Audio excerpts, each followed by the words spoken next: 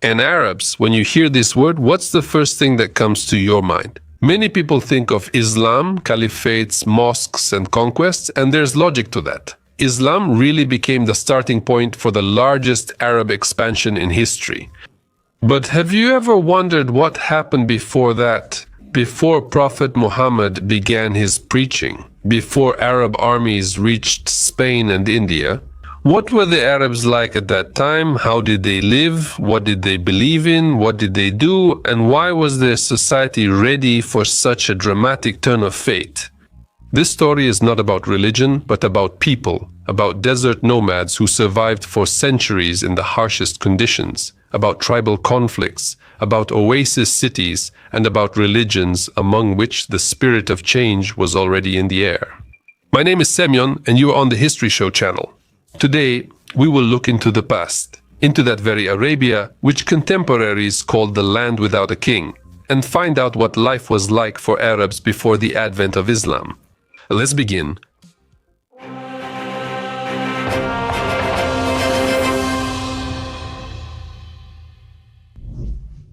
The geography and climate of the Arabian Peninsula. The Arabian Peninsula is, to put it mildly, not the most hospitable place on earth. There are no forests, and there are no rivers either. Essentially, it's a huge expanse of rock, sand, and sun, which nature clearly designed on the principle of only the fittest survive. The Romans divided this region into three parts: Arabia Felix, the fertile or happy Arabia. And yes, there were trees, mountains, and even rain, which likely made the locals look happier than anyone else. Arabia Deserta, or Desert Arabia as the name suggests, it's not hard to guess what was there, and Arabia Petraea, or Rocky Arabia, and that name was definitely not a metaphor. There's almost no water, only rare wells, and temporary streams that appear after rains, if those ever happen. All this forced the Arabs either to lead a nomadic lifestyle in search of pastures, or to settle where there was miraculously water, for example, in Mecca, Yathrib, or Taif. The desert taught the Arabs the main thing: survival is a team game. Alone, you're not a warrior in the field, and in the desert, you're simply a corpse. Family, clan, and tribe aren't just social structures. They're your armor, army, bank, and insurance, all at once. It was the climate and geography that made the Arabs who they were: resilient, enduring, attached to traditions, and very, very sensitive to matters of honor and belonging. Population and tribal structure. Who lived in the Arabian Peninsula before Islam? Simply put, those who could survive there. And it was mainly the nomads who survived, whom we know as Bedouins. These were people who, from an early age, knew how to handle a camel, find water in the desert, and challenge a neighboring tribe over an insulting look. The family, a group of blood relatives, was the main social unit. Multiple families formed a clan, and clans made up a tribe led by a sheikh. He was not some kind of king or emperor, but rather a respected elder, wise, influential, and preferably wealthy in camels. The main rule was to support your own. If someone offended your paternal cousin, get ready to take revenge, even if you can't stand him.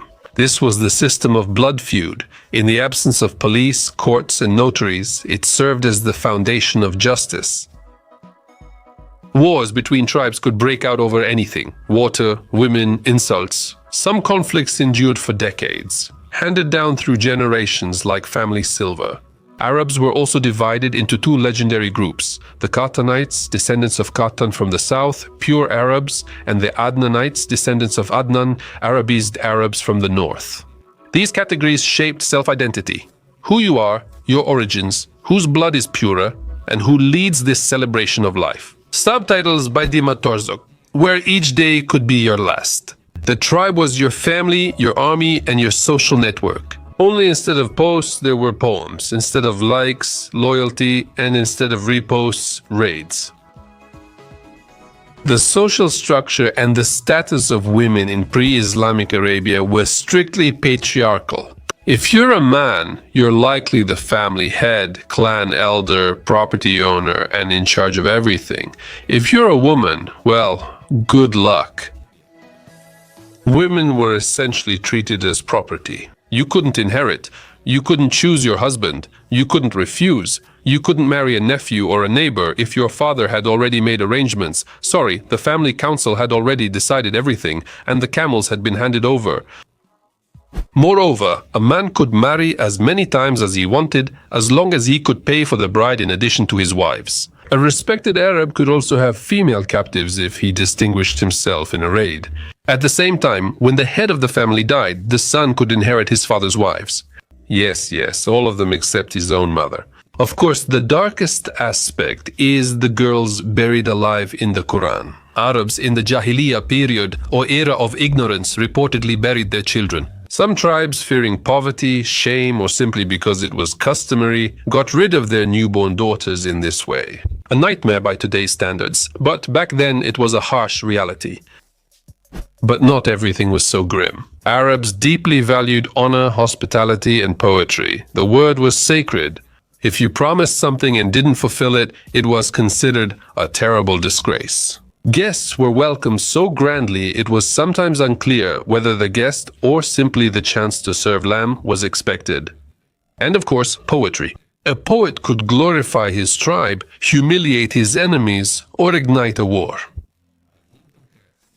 In the tribe, a good poet was valued more highly than a wealthy city merchant and trade. Despite its reputation as a land of nomads, Arabia also had cities, real trade and religious hubs. And first on the list, of course, is Mecca, located in the Hijaz region. Mecca was not just a city. It was a kind of Arab Shanghai, only without skyscrapers, with camels instead of electric scooters, and with the Kaaba at its center as the main attraction. Even then, the Kaaba was a sanctuary where Arabs from across the peninsula gathered to worship their gods. According to some sources, there were up to 360 of them, and all of them under one roof. As they say, it was the world's first religious food court, but more on that a bit later. But pilgrimage is not just about prayers. It's also about truce, fairs, diplomacy, and of course, business. During the Hajj season, conflicts would cease, and Mecca would turn into a large eastern marketplace where everything was traded, from incense to slaves. Mecca was ruled by Quraysh tribe merchants, who saw they could profit from both raids and logistics. They made agreements with tribes and empires, provided security for caravans, and received a percentage from the transit. The second important center was Yathrib, the future Medina. It was located in a fertile area where miraculously trees grew. This made it possible to engage in agriculture, a rare pleasure in Arabia.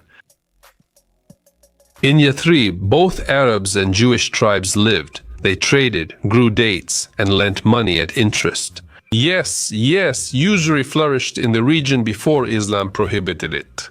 Caravan routes passed through Mecca and Yathrib, connecting Yemen with the Levant and the Red Sea with Persia.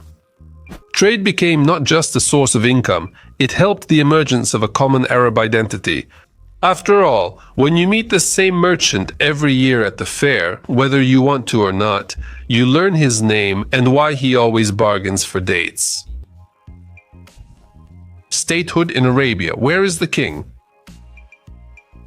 If you think that before Islam the Arabs had kings, palaces, and a parliament, then unfortunately not in this reality. Typically, power meant being respected in the tribe made you the leader. Otherwise, you were just another person with a stick. There were almost no centralized states. Arabia resembled a big yard without an owner, with lots of tribes, each for themselves, making rules as they went along. But there were exceptions.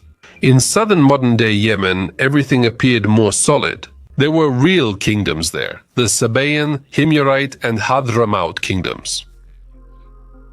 These monarchies controlled trade between the Indian Ocean and the Red Sea. The Himyarites stood out especially. They even adopted Judaism, and one of their kings, Du Nuwas Yusuf, began persecuting Christians, which ultimately led to the intervention of the Ethiopians and Byzantines. In the north and center of Arabia, things were different.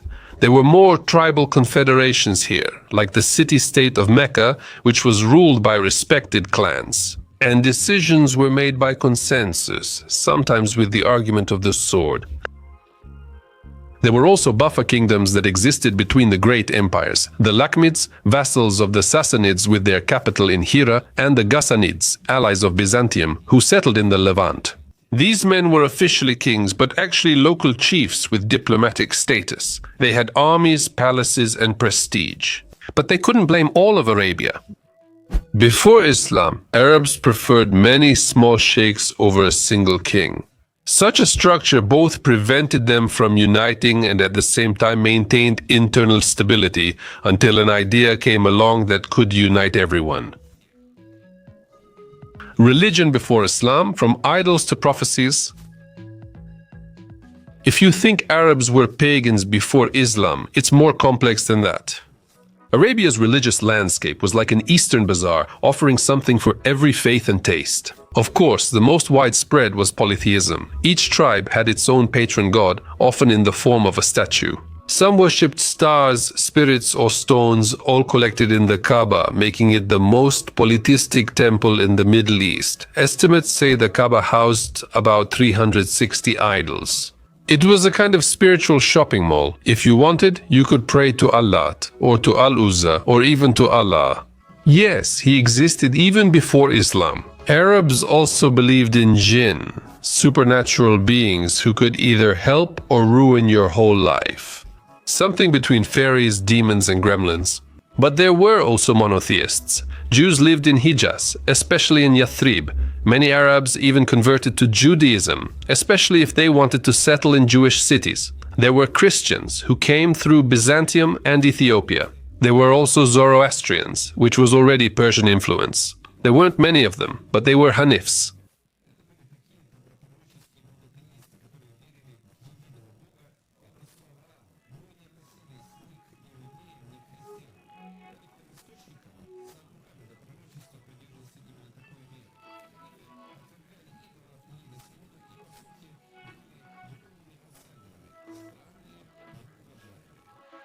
So, pre-Islamic Arabia was a religious mosaic where everyone worshipped in their own way, but there wasn't a truly unifying idea yet before the transition to Islam. By the early 7th century, Arabia was like a boiling cauldron. Fragmented tribes, constant conflict, idols everywhere, religion sold like goods, and unity as rare as desert water. People valued honor, avenged insults, and traded globally, but lacked a shared goal. And in this chaos, in Mecca, from the Quraysh tribe, there appeared a man who didn't just speak about God. He spoke about the one God, about justice, and about brotherhood. His name was Muhammad, and with his call for spiritual purification, an era began that forever changed the Middle East and the whole world. The faith he preached not only destroyed idols, it united scattered tribes into a single people. And within just a few decades, the Arabs transformed from nomads and merchants into the founders of one of the largest empires in history, the Arab Caliphate. But how exactly did Islam become the catalyst for Arab expansion? What were the first steps of the new faith, and how did it spread? This is already the topic of a separate video. So I invite you to the comments and subscribe to the channel so you don't miss new episodes. See you soon.